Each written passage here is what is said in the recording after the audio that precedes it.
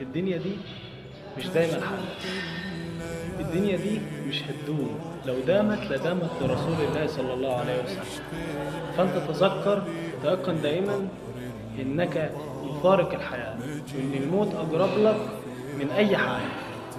اعمل صالحا لاجل اليوم ده، وتذكر دائما ان الله غفور رحيم، ولو اذنبت 1,000,000 مرة، ولو بلغت ذنوبك عنان السماوات والارض، تذكر ان الله غفور رحيم. وسارعوا إلى مغفرة من ربكم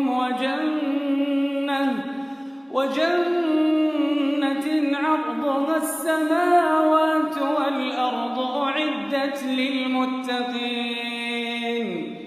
الذين ينفقون في السراء والضراء والكاظمين